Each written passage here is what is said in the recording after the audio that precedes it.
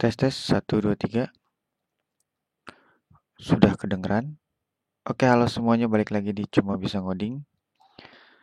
Apa kabar semuanya? Semoga sehat selalu dan happy. Di video kali ini ada komentar dari Monang Manurung. Bang, mau nanya cara buat web klien buat website baru. Nah, klien mau masuk ke database web server kita pakai data yang terdaftar di web server itu, codingannya gimana ya? Oke, kita langsung aja. Mudah-mudahan bisa dijawab dengan video ini. Jadi materinya di video kali ini adalah belajar tahu tentang web server dan web client.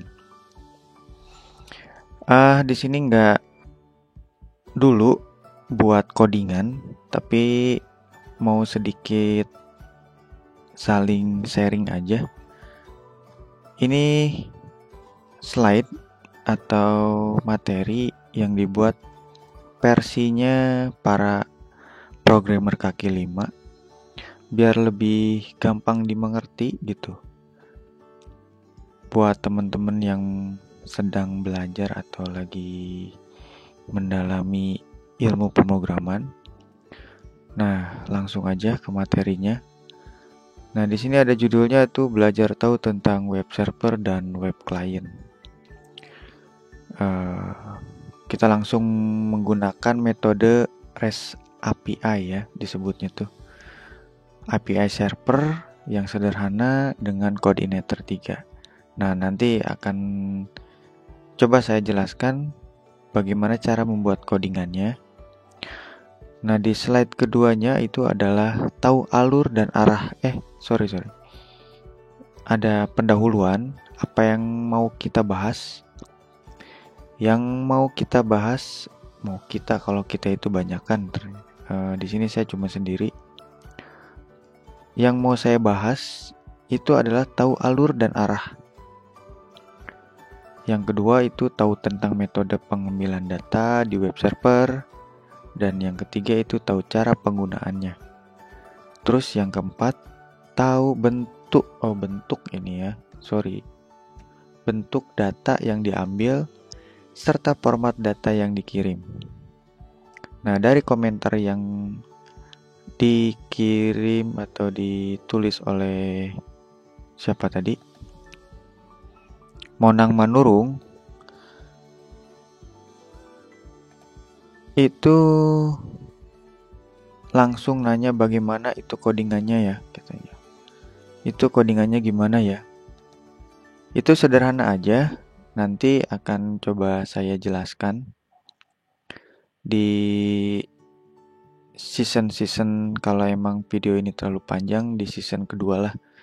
Nah, di sini lebih ke materi dari sebutnya ya. Lebih ke teoritis kalau kata orang akademisi ilmu pemrograman katanya. Paling malas sebenarnya programmer belajar teoritis, tapi harus tahu sedikit biar nggak salah arah. Nah, di slide kedua itu ada yang namanya tahu alur dan arah ya, ini dia. Nah, di gambar ini kita gedein dulu ya. Nah, di gambar ini ada sekitar 1 2 3 4 5 ya, 4 sebuah bentuk entitas atau bentuk kegiatan disebutnya ya. Nah, di satu ini user itu merequest sebagai customer untuk mengambil sebuah data yang ada di dalam web server. Nah, ini dia web server. Nah, bagaimana caranya? Di alur kedua ini ada sebuah controller yang diakses oleh klien, lalu dia diterjemahkan oleh controller ini. Kalau memang dia sebagai customer yang terdaftar di web server, itu biasanya bentuknya itu ID dan ada security key ya disebutnya. Tapi biasanya umumnya itu cons ID dinamakannya. Cons ID, consumer ID. Bebaslah buat teman-teman di rumah yang mau bikin. Apalah itu artinya, terserah, bebas. Nggak ada tekanan apapun di video ini.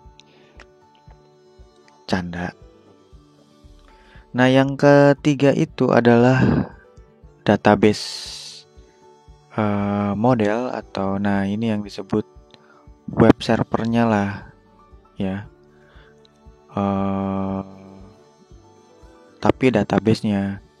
Nah, yang keempat ini adalah web servernya yang untuk menampilkan atau mengirimkan suatu bentuk data yang udah diambil nih dari database. Jadi si HTML ini atau web interface-nya itu nggak langsung nyambung ke database, tapi dia diproses dulu nih di nomor 2 nih di controller. Kalau emang bener si customer itu meminta data dan terdaftar, maka dikembalikan lagi dari database itu ke controller dan ke format HTML-nya. Atau bisa disebut itu apa ya? Web katalognya ya, katalog apa ya? Saya susah nyari istilahnya. Nah, nanti kita jelaskanlah di artikel orang lain biar lebih nambah wawasan. Terus di slide kedua, oh ya, sorry, jangan langsung ke slide selanjutnya. Mudah-mudahan teman-teman bisa memahami, tahu alur dan arahnya untuk membuat sebuah web server agar bisa digunakan oleh web client orang lain maupun diri kita sendiri atau web kedua kita lah, intinya gitu, tapi dalam satu database. Nah, kita lanjut ke slide selanjutnya, slide keempat. Nah, inilah metode pengambilan data. Di dalam metode pengambilan data di web server kita itu ada yang namanya get, post, put, dan delete. Nah, biasanya nih kalau teman-teman bikin suatu format di HTML yang ada scriptnya itu kayak form, method, ya, post, nah itu dia. Terus nanti values-nya apa, elemennya apa, misalkan input, nanti kan ada values, terus ada name. Nah, lalu bla bla bla lah, intinya gitu. Nah, itulah sebuah metode pengambilan data yang dikirim suatu form. Nah, di form yang kita kirimkan biasanya kan itu udah bentuk format ya. Misalkan kita mau meng-create sebuah data atau membuat sebuah data baru, itu ada misalkan ada nama, terus data sosial lah, contohnya seperti itu. Biasanya di format HTML-nya itu ada sebuah metode post ya biasanya ya. Dan kalau misalkan teman-teman mau mengambil data di dalam server itu adalah bisa menggunakan metode get juga sebenarnya. Nah, Metode pengambilan data ini bisa digambarkan seperti di slide ini ya. Misalkan customer nih, dia punya aplikasi atau membuat aplikasi, atau kita yang membuat aplikasi untuk customer, dan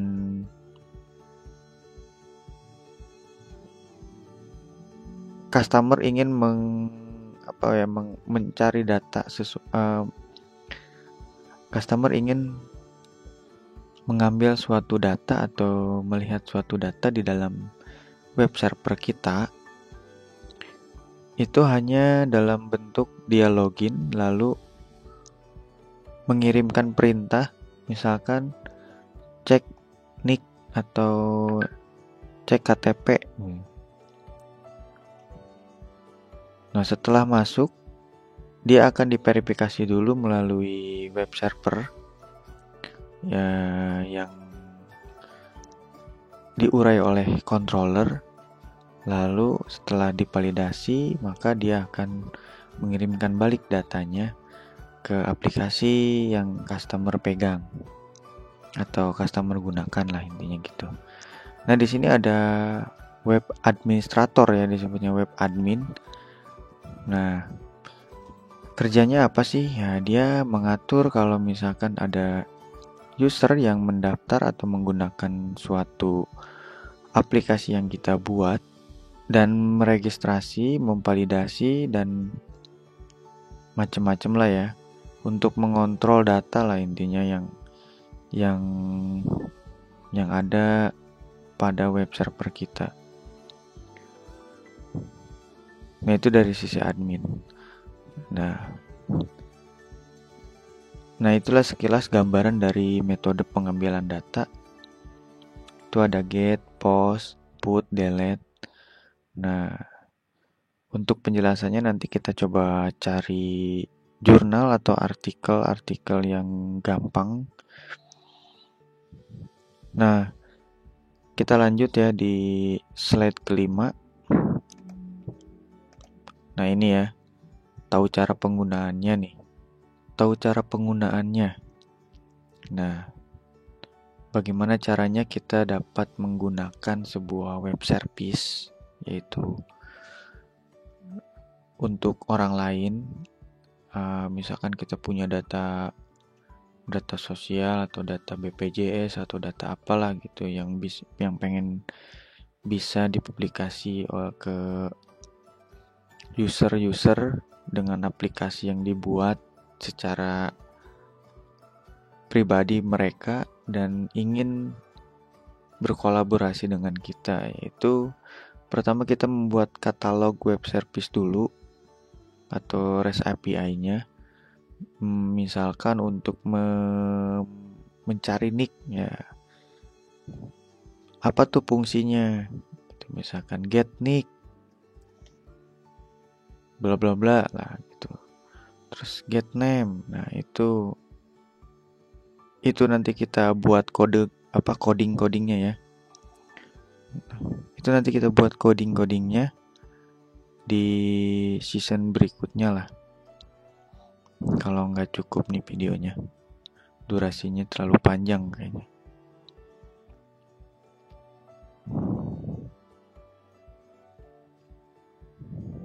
Nah,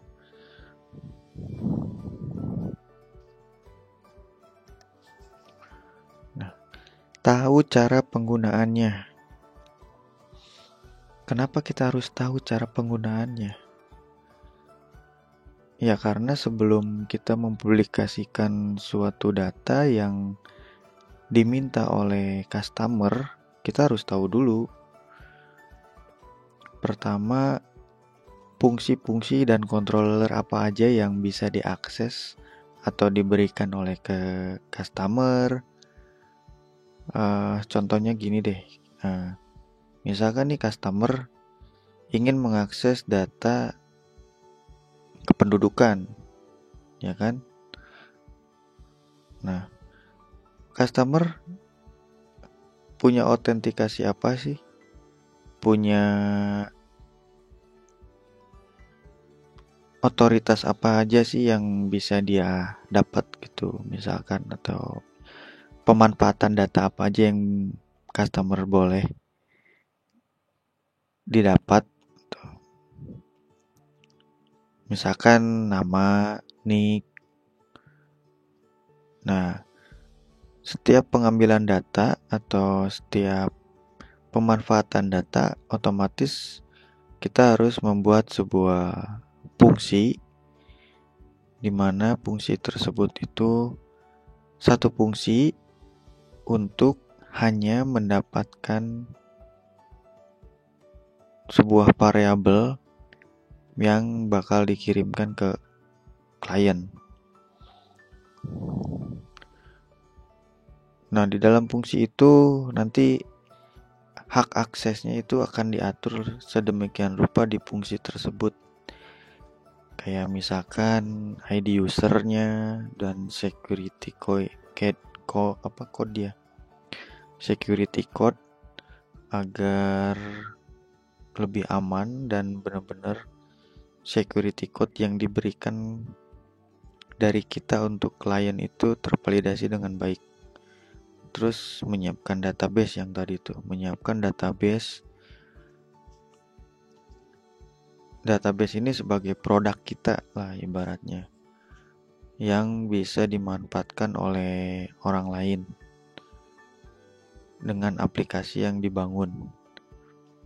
Ya, jadi intinya berkolaborasi dengan kita, terus membuat sebuah controller penentu data yang akan dikirimkan. Nah, yang tadi yang udah kita jelasin di atas.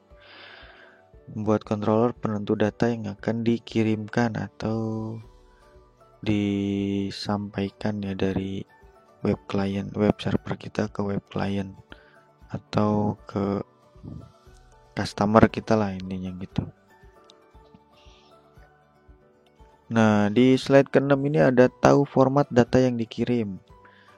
Pada umumnya dengan metode REST API ini biasanya itu berbentuk JSON atau JavaScript Object Notation. Ya, itulah singkatannya dari JSON. Bukan Jason Moras ya. Terus di slide ke-7. Nah, ini bisa dibilang ini adalah kesimpulannya, tahu apa itu REST API. Nah, bisnis logic. Nah, ada gambarnya seperti ini nih.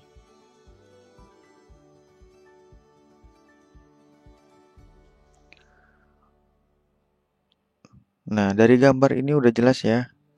Kita membuat suatu web server bisa diakses oleh platform apa aja dan dinikmati oleh siapa aja melalui web API ini, yang web API itu berisi logic atau controller hanya untuk menyimpan data dan mengembalikan atau mengirimkan data ke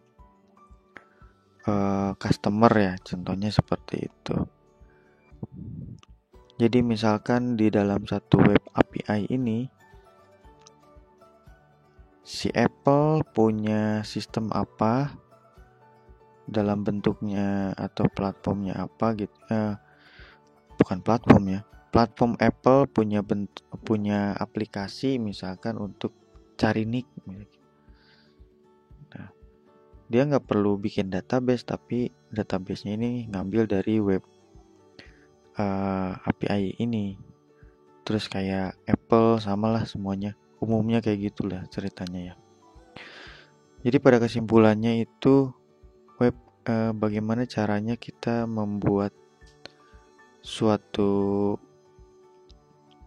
web server dengan interface yang lengkap, yaitu ada web administratornya yang mengendalikan semua traffic atau laju dari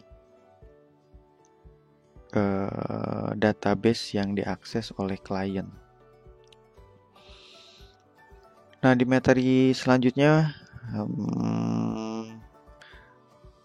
akan saya coba jelaskan bagaimana caranya membuat sebuah REST API dengan koordinator 3 yang sederhana aja ya. Jangan kemana-mana, kita lanjut di video selanjutnya. Oke, kita lanjut di video selanjutnya untuk membuat sebuah web server API dengan koordinator 3. Terima kasih.